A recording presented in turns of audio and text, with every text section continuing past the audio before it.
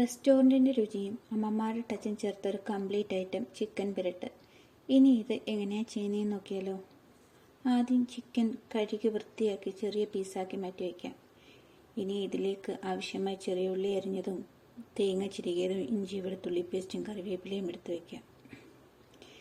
ഇതിലെ മസാലയ്ക്ക് ആവശ്യമായിട്ട് 1 സ്പൂൺ കോൺഫ്ലോറിന് വരുന്ന നമുക്ക് അല്പം മൈദ ചേർത്ത് കൊടുത്താലും മതിയാവും. മുളക് പൊടി, ഗരം മസാല, കുരുമുളക് പൊടി, ഉപ്പ്, മഞ്ഞൾപ്പൊടി, അല്പം സാദാ ജീരകം പൊടിച്ചത്, പെരിഞ്ജീരകം എന്നിവ എടുത്ത് വയ്ക്കാം. ഇതിലേക്ക് നമുക്ക് കുറച്ച് ലെമൺ ജ്യൂസോ വിനീഗറോ ആവശ്യമുണ്ട്. ഇനി പൊടികളെല്ലാം ഒരു ബൗളിലേക്കിട്ട് ഇഞ്ചി വെളുത്തുള്ളി പേസ്റ്റും ഇട്ട് കൊടുക്കാം. ഇതിനോടൊപ്പം എടുത്തു വെച്ചിരിക്കുന്ന വിനീഗർ കൂടി ചേർത്ത് കൊടുക്കണം. ഇനി ഇത് നന്നായി ഒന്ന് മിക്സ് ചെയ്യാം. ആവശ്യമെങ്കിൽ അല്പം വെള്ളം കൂടി ചേർത്ത് നന്നായി മിക്സ് ചെയ്ത് കൊടുക്കാം. ഇനി എടുത്തു വെച്ചിരിക്കുന്ന ചിക്കൻ്റെ പീസുകൾ എടുത്ത് ഈ ബൗളിലേക്കിട്ട് മസാലയുമായി ചേർത്ത് നന്നായി ഇളക്കി യോജിപ്പിക്കാം. ഇനി ഇത് അടച്ചു മാറ്റി 30 മിനിറ്റ് റെസ്റ്റ് ചെയ്യാൻ വയ്ക്കാം. ഈ സമയം കൊണ്ട് മസാലയെല്ലാം ചിക്കനിലേക്ക് നന്നായി പിടിച്ചിട്ടുണ്ടാവും. കുറഞ്ഞതൊരു 15 മിനിറ്റെങ്കിലും എടുത്തു വയ്ക്കാൻ ശ്രമിക്കണം.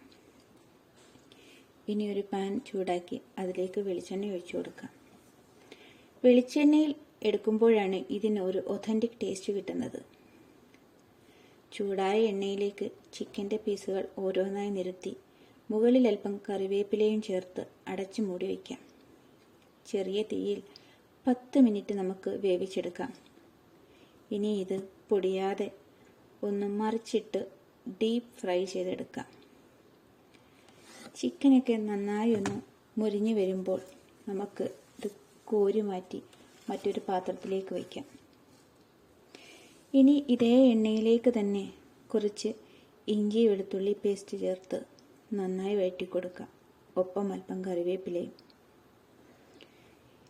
ഇഞ്ചിയുടെയും വെളുത്തുള്ളിയുടെയും പച്ച മണം മാറി വരുമ്പോൾ നമുക്ക് അരിഞ്ഞു വെച്ചിരിക്കുന്ന ചെറിയ ഉള്ളി കൂടി ചേർക്കാം. ചെറിയ ഉള്ളി തന്നെ ചേർത്താൽ നല്ല ടേസ്റ്റാണ്. ഇല്ലെങ്കിൽ സവാള അരിഞ്ഞതും ചേർത്ത് കൊടുക്കാം. ഇനി ഈ ഉള്ളി നന്നായി ഒന്ന് ഇളക്കി യോജിപ്പിച്ച് അടച്ചു മൂടി വീണ്ടും വേവിക്കാം. ഇതിൻ്റെ നിറമൊക്കെ ഒന്ന് മാറി വഴന്ന് ഒരു ഗോൾഡൻ ബ്രൗൺ നിറമാവട്ടെ. അപ്പോൾ നമുക്ക് ചിരകി വെച്ചിരിക്കുന്ന തേങ്ങ കൂടി ചേർത്ത് കൊടുക്കണം. ഒപ്പം അല്പം പെരിഞ്ജീരകവും. തേങ്ങയും ഉള്ളിയും നന്നായി ഒന്ന് വഴന്നു വന്ന് തേങ്ങയുടെ നിറമൊക്കെ ഒന്ന് മാറി ഒരു ലൈറ്റ് കളറാകുമ്പോൾ ഇതിലേക്ക് നമുക്ക് 1/4 സ്പൂൺ മുളക് പൊടിയും 1/4 സ്പൂൺ മഞ്ഞൾപ്പൊടിയും 1/4 സ്പൂൺ ഗരം മസാലയും ചേർത്ത് നന്നായി ഇളക്കി യോജിപ്പിക്കാം. ഇപ്പോൾ ഇട്ട് കൊടുത്ത് ഈ മസാലയുടെയൊക്കെ പച്ചമണം ഒന്ന് മാറി നന്നായി വരുമ്പോൾ ഇതിലേക്ക് കോരി മാറ്റി വെച്ചിരിക്കുന്ന ചിക്കൻ്റെ പീസ് കൂടി ചേർത്ത് കൊടുക്കണം. ചിക്കനും മസാലയും നന്നായി ഒന്ന് ഇളക്കി യോജിപ്പിക്കാം. വീണ്ടും നമുക്ക് ഇതൊരു 3 മുതൽ 4 മിനിറ്റ് വരെ ചെറിയ തീയിൽ അടച്ചു വെച്ച് വേവിച്ചു കൊടുക്കാം. ഈ സമയം ഈ ചിക്കനിലെ ആവി കൊണ്ട് തന്നെ ഇത് നന്നായി യോജിക്കും. ചിക്കനും മസാലയും നന്നായി യോജിച്ച് കിട്ടും. വീണ്ടും നമുക്കിത് നന്നായി ഒന്ന് ഇളക്കി യോജിപ്പിച്ച് ഇറക്കി വയ്ക്കാം. ചൂടോടുകൂടി ചോറിൻ്റെയോ ചപ്പാത്തിയുടെയോ കൂടെ ഒക്കെ നമുക്ക് സെർവ് ചെയ്യാം.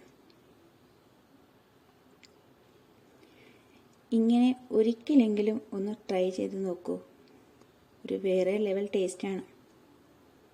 വീഡിയോ ഇഷ്ടമായാൽ ലൈക്കും കമൻറ്റും ഷെയറും ചെയ്യണേ. ഇങ്ങനെ ചെയ്യുന്നവരുണ്ടെങ്കിൽ നിങ്ങളും കമൻറ്റ് ബോക്സിൽ അറിയിക്കൂ. Thank you for watching.